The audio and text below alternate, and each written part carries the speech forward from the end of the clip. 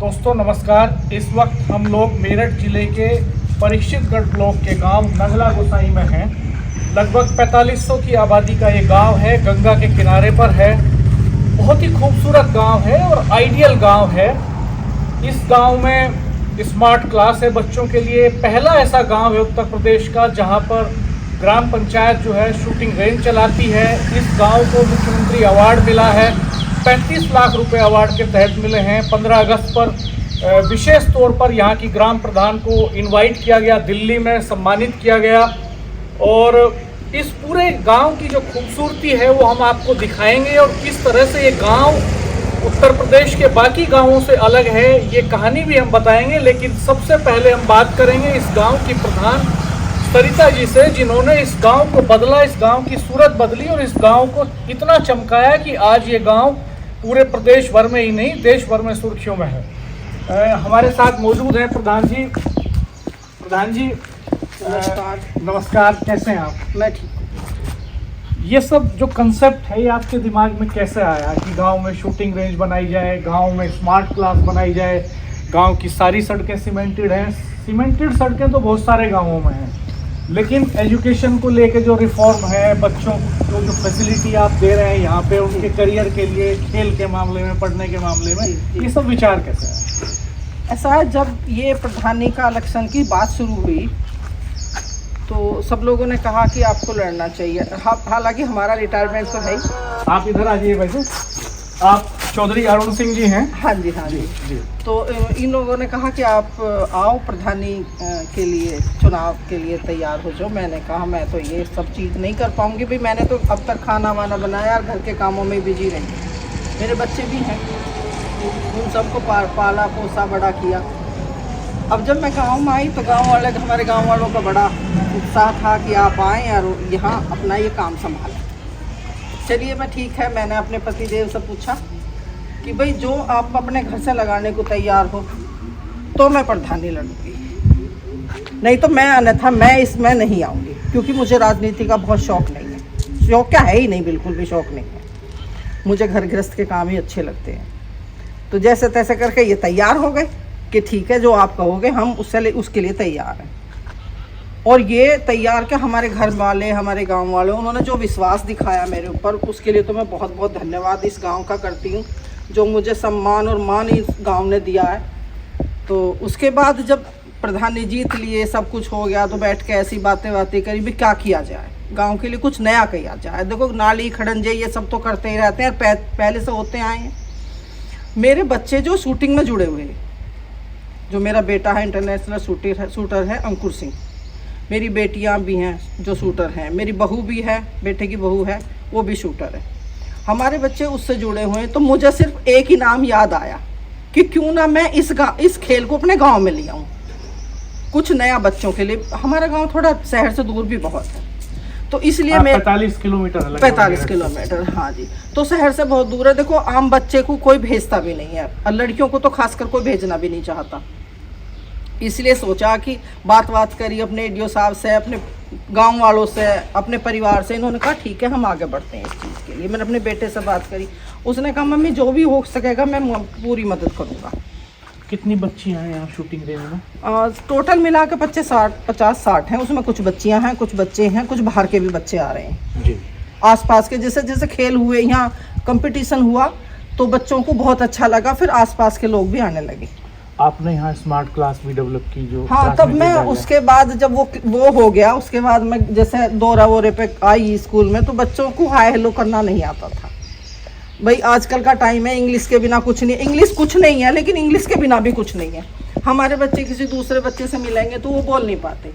फिर मेरा दिमाग इस चीज़ में आया, मैंने कि क्यों ना बच्चों के लिए एक ऐसी चीज़ कराई जाए कि जो बच्चे इंग्लिश में थोड़ा आगे बढ़ें और हाय हेलो तक तो सीखें। फिर धीरे धीरे करके हमारा दिमाग इसमें आया कि चलो भाई एक ऐसा कॉन्सेप्ट करते हैं तैयार कि सारे गांव, सारा ब्लॉक जुड़ जाए। हमारे एडी साहब ने बहुत मेहनत करी। कुछ और काम गिनाइए अपने जो आपने अलग की हूँ सारे गांव में? चौड़ीकरण, एक तो सड़कों का हमारे चारों तरफ चौड़ीकरण, वो तो मेरे से अच्छा हमारे गाँव वाले बताएंगे, क्योंकि अपनी तो बड़ा ही दुनिया करें। हाँ, गांव की गलियां तो हम भी देख रहे हैं, इतनी चौड़ी तो गलियां आमतौर पे होती हैं। देखो जाओ समझो जी, ठीक है। तो तालाब साफ कराए हमने, तालाब के चारों तरफ बाउंड्री वो जाली बनवाई है जिससे कि अंदर कूड़ा ना डाल सकें। जो हमारे घर के पास का एक तालाब है उसमें दीवार करा के फिर वो करा के बड़क है, उसमें बाहर के जो सीजनल पक्षी हैं वो आते हैं। स्मार्ट क्लास देखते हैं, चलिए आइए, चलते वही बात करेंगे। आइए। ये स्मार्ट क्लास है और मिशन न्यू इंडिया के तहत ये स्मार्ट क्लास डेवलप की गई है यहाँ पर, और इस स्मार्ट क्लास को आप चलाते हैं। नमस्कार जी, आपका नाम? सर, मेरा तो इंट्रोडक्शन इतना ही है। मैं यहाँ ट्यूटर हूँ, मेरा नाम सौरभ है। अच्छा। और मैंने मास्टर्स किया है इंग्लिश में CCS यूनिवर्सिटी। बाकी तो सब कुछ हमारे जो ग्राम प्रधान हैं सरिता देवी के काम है, ये जो भी है इनका मुझ पर कॉल आया कि ऐसे ऐसे ग्राम नंगला में स्मार्ट क्लास है और हमें वहाँ इंग्लिश स्टूडेंट्स चाहिए। तो मैंने देखा कि हाँ, जो यहाँ का जो सिस्टम भी है, इतनी अच्छी स्मार्ट क्लास, सारी लाइटिंग वगैरह, और जो हमारा सिस्टम है इतना हाई टेक, तो मुझे लगा कि बहुत अच्छा विजन है। फिर मैंने देखा कि ये जो स्मार्ट क्लास है ये सिर्फ इसी गांव के लिए नहीं है, ये एज ए स्टूडियो यहाँ तैयार की गई है। और ये चाहते हैं कि ये हमारे अभी फिलहाल तो 30 गाँव में इस ब्लॉक में ये स्टार्ट है। हमारी ऑनलाइन स्ट्रीम होती है, यहाँ से सभी बच्चे पढ़ते हैं। बेसिकली हमें क्या करना है, जो प्राइमरी के जो बच्चे हैं, गरीब बच्चे हैं, थोड़े तबके के बच्चे हैं, उन्हें एटलीस्ट 5th क्लास तक इतनी नॉलेज हो जाए बेसिक, वो अपने खुद को इंट्रोड्यूस कर पाएँ। और बेसिक देखो, एक लैंग्वेज सीखने के 4 लेवल होते हैं। सबसे पहले हमारा लिसनिंग होती है, स्पीकिंग होती है, राइटिंग और रीडिंग।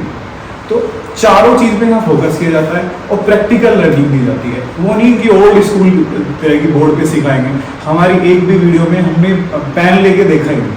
सब सारी क्लास PPT के माध्यम से होती है। पहले PPT तैयार होती है, उनमें प्रेजेंटेड इमेजेस होती हैं और सारी एनिमेशन होती है, तो बच्चों को इंटरेस्टिंग तरीके से क्लास दिखाइए आप। बिल्कुल सर, बिल्कुल चला के। तो कितने स्कूल आप बता रहे थे जुड़े हुए हैं? फिलहाल 24-25 स्कूल हमसे जुड़े हुए हैं और क्लासेस अभी प्रोग्रेस में हैं, काम चल रहा है उन पे। मैं तो धीरे धीरे समझ रही हूँ, धीरे धीरे चीज़ों को देख रही हूँ, कोशिश कर रही हूँ आगे बढ़ने की। तो बस मेरा काम ये रहता है कि ईमानदारी से जो काम करो, ईमानदारी से आगे बढ़ो। जिसको भी मैं काम सौंपूँ उसमें कोई कंजूसी ना हो, जो काम करें बिल्कुल ईमानदारी से करें। मतलब चाहे मैं हूँ, मेरे परिवार का कोई सदस्य है, मेरे गांव का कोई सदस्य है, मेरे ट्यूटर हैं, सब टीचर भी। हमारे यहाँ इस स्कूल में बहुत थोड़े बच्चे थे, उन्हें पूरी सख्ताई कर रखी है कि टीचरों को घर घर जाओ, बच्चों को लेके आओ, पढ़वाओ। अब तो 4 साल से ज़्यादा का समय हो गया जी चुनाव के। जी। तो कितना टोटल बजट आया होगा पूरे गांव में डेवलपमेंट के लिए? मोटा अंदाजा है? नहीं, Exact इतना figure तो मैं नहीं बात बता कर- पाऊंगी क्योंकि जी। ये सब चीज़ बजट तो का मैं बताता हूँ। हाँ जी। हमारा करीब 13-14 लाख रुपए अराउंड अबाउट राज्य में दिखाया जाता है। अच्छा, 5 साल नहीं, एक एक साल साल। एक साल में आ जाता है। ठीक है। उसमें 18% तो वो रहती है GST, जी। क्योंकि हर महीने ये समझो आप कभी 1,12,000, 1,14,000 इस तरह से आता है। और केंद्रीय बजट आता है, उसमें टाइड अनटाइड होता रहता होता है। कुछ तालाबों के लिए करना होता है, नालियों के लिए जी। और कुछ किसी भी काम में कर सकते हैं, तो उसकी भी 3 किस्तें आती हैं। तालाब खुदवाया आपने कोई गाँव में? हाँ, अभी उसमें मिर्जापुर में नया तालाब हुआ। अच्छा, इसमें मजरे इस जो गाँव में 7 मजरे हैं। हाँ जी। तो कौन कौन से हैं? एक तो अमरगढ़ है सबसे पहले, उसके बाद गाँवडी कहते हैं उसे, कश्यप समाज रहता है। गाँवडी के बराबर में फिर एक वीरनगर है। वीरनगर में ये और हिस्सा बस गया, उसे डांडा कहने लगे। जी। फिर मिर्जापुर है, मिर्जापुर के आगे चलकर फिर डेरे से सरदार है। जी। तो कितनी जातियों के लोग रहते होंगे? मुझे तो लगता है कोई जाति रहती होंगी जो नहीं होगी इस गाँव में। सारी जातियाँ हैं। त्यागी समाज का भी एक घर है, गुज्जर समाज के भी 2-3 घर हैं, कलंदर भी हैं, सपेरे भी हैं, जोगी भी हैं, ब्राह्मण भी हैं, दलित भी हैं, सभी जातियाँ हैं। जैसे सातों जात अहेरी हैं ना, भी। सातों जात हमारे यहाँ है, सातों जात है। तो ये इस गांव का नाम नंगला गोसाई कैसे पड़ा? कितने साल पहले का बसा हुआ है? ये गांव तो काफ़ी पुराना हो गया। इस गांव की जो बसावट है मेनली जो जाट समाज है, खादर के जो मजरे हैं ना, वो तो अभी 35-40 साल से हैं हमारे सामने। जो हमारे गांव में मेन रूप से साधु थे गोसाई जी। कभी लावड़ के किसी उसने खरीदा था गाँव में, सैयद थे, तो उनके बाद फिर गोसाई जी ने ले लिया था वो। तो इसलिए गोसाई गाँव पड़ा, उनका मठ भी बना हुआ है, समाज कहते हैं। समाज हमारे यहाँ बना हुआ है। अच्छा, जो जाट समुदाय है मेरे यहाँ के साथ, वो कई जगह से आया हुआ, कुछ लोग तो जानी से आए हुए हैं, उनको भी 200 साल हो गए, कुछ बदनौली गाँव से आए हुए हैं। तो 5-6 जगह से जैसे जैसे रिश्तेदार इकट्ठे होते रहे, कुछ क्योंकि पैसे का अभाव था, कुछ करके कलेक्शन और सामूहिक रूप से जमीन ले ली। तो इस गांव में गोत्र भी जाटों के भी अलग अलग है और बहुत दूर दूर के लोग आकर बसे। ये जो पहल गोत्र है जाटों का, ये इसी गांव में है या और गांवों में भी है? नहीं, यहाँ और कहीं नहीं है। हापुड़ के पास एक गांव में है, बाबूगढ़ शामली से आगे एक गाँव है लुकलड़ा, वहाँ पर है। शामली के पास फतेहपुर गाँव है, कुछ वहाँ पर है। ज़्यादा हरियाणा में है, हरियाणा में ज़्यादा है इसको। गोत्र तो यहाँ महेरिया भी है और भी मेरे ख्याल में 7-8 गोत्र हैं, किसी के चाहे 2 घर में। इस गांव के बहुत सारे रंग अभी हम आपको दिखाएंगे, इस गांव की गलियां, इस गांव के घर, यहाँ लोग कैसे रहते हैं, यहाँ की संस्कृति और खान पान, रहन सहन, सारी चीज़ें हम आपको दिखाएंगे। चलते हैं गांव में। हमने प्रधान जी से बात की यहाँ पर अभी, और आप कमेंट बॉक्स में ये जरूर बताइएगा कि ये गांव आपको कैसा लगा, और यहाँ की जो ग्राम प्रधान हैं सरिता पहल जी, इन्होंने जो काम किए हैं उनके बारे में आपकी राय क्या है, ये कमेंट बॉक्स में हमें बताते रहिए।